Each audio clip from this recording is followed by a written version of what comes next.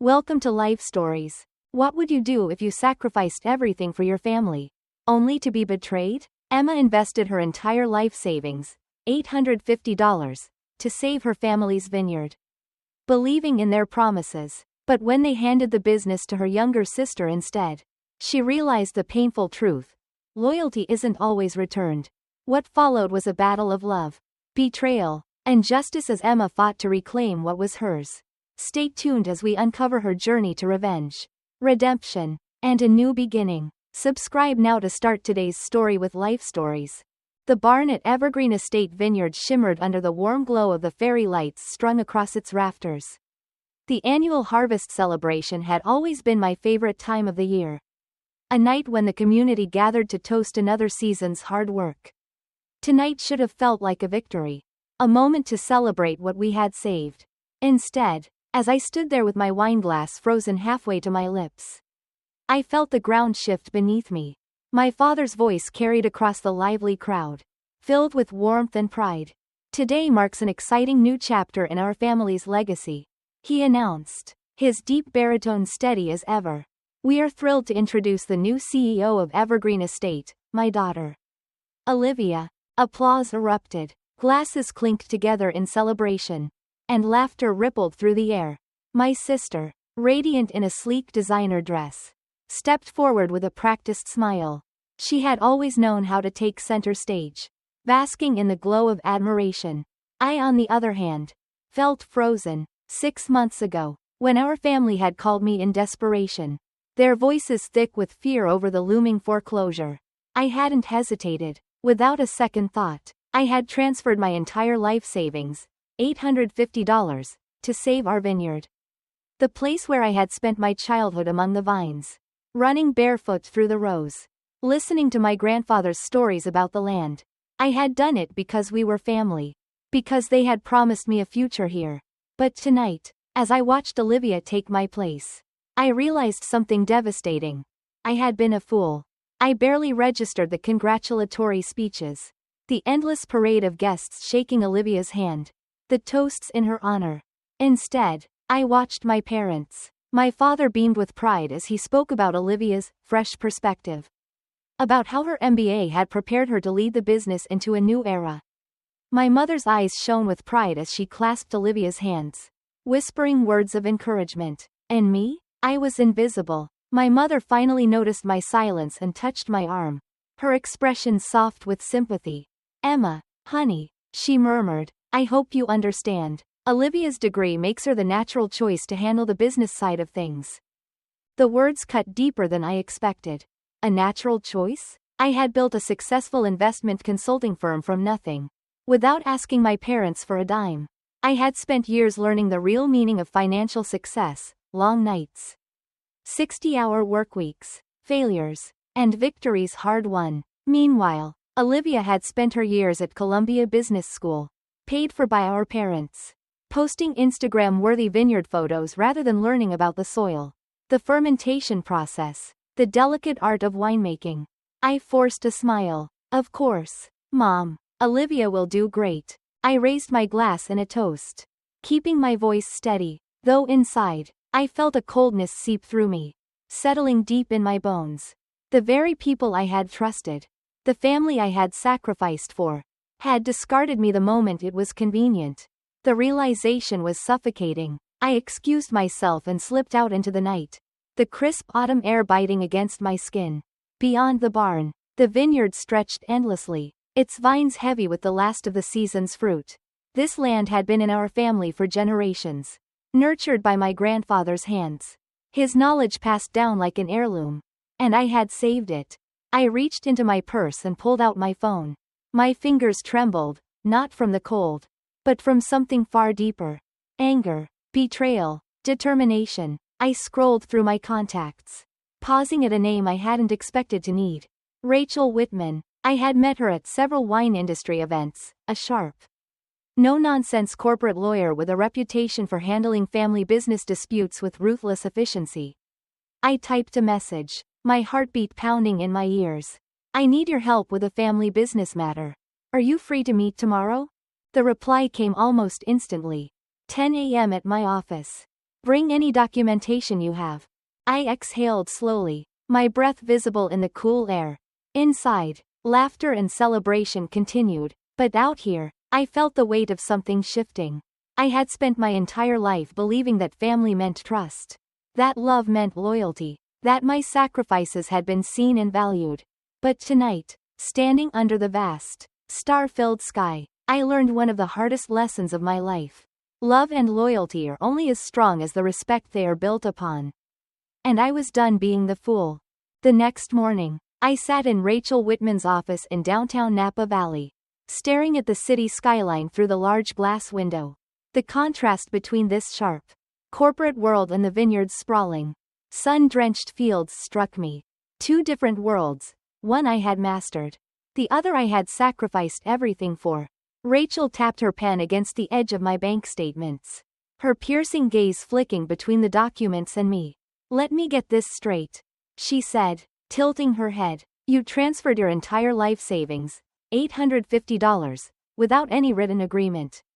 No contract, no promissory note, nothing? They're my family, I said, the words tasting bitter now. They called me in a panic. The bank had sent a foreclosure notice. All I could think about was saving our legacy, 3 generations of winemaking about to be lost. Rachel leaned back, folding her arms. And now they've made Olivia the CEO despite your investment saving the Vineyard. She let the words hang in the air. Watching my reaction, I forced myself to nod, my throat tightening. My dad promised I'd be taken care of, that my investment would secure my place in the family business. My mom cried and said they'd make it up to me. I trusted them. Rachel's lips pressed into a thin line. Did anyone else hear these promises? I sat up straighter, the memory flashing in my mind. Yes, Mark, our family's accountant. He was there when I went to arrange the transfer. I remember him looking uncomfortable. He even suggested we put something in writing. But my parents waved it off. They said it would insult the family trust. Rachel's eyes gleamed. Mark could be very useful. But first, we need to define what you want. Do you want control of the Vineyard? I shook my head immediately. No, let Olivia have her title. I want my investment back, with interest. Rachel's expression sharpened. Good, because I have a plan. She grabbed a notepad and started writing. Your parents' actions constitute verbal fraud. With Mark's testimony and these bank records, we can build a strong case. But instead of filing immediately, we'll send a demand letter first, one that outlines exactly how their actions could be interpreted as deliberate financial manipulation. My stomach churned at the thought. A legal fight against my own parents? Against Olivia? But then I remembered the way my mother had dismissed me. The way my father had spoken of Olivia's fresh perspective, like I was irrelevant. Like I hadn't just saved the very thing they were now handing over to her. Rachel continued. We'll demand full repayment of $850 plus 8% annual interest. To be paid within 30 days. Additionally, we'll request all financial records since your investment. Something tells me we'll find some interesting decisions made after they received your money. A slow, cold realization crept over me. You think they used my money for more than just the Vineyard? Rachel tapped the documents. I've seen this before. If they were truly on the edge of foreclosure, every cent should have gone towards stabilizing the business. But something tells me your parents had other priorities. My fingers tightened around the edge of the chair. What if this was worse than I had imagined? Rachel slid the demand letter draft across the desk. I'll finalize this today and have it sent by tomorrow morning. Once they receive it, expect immediate backlash. They'll panic. They'll guilt trip you. Maybe even threaten you. But don't waver. If they refuse to repay you, we file a lawsuit. And then, her eyes glinted. We open their books for public scrutiny.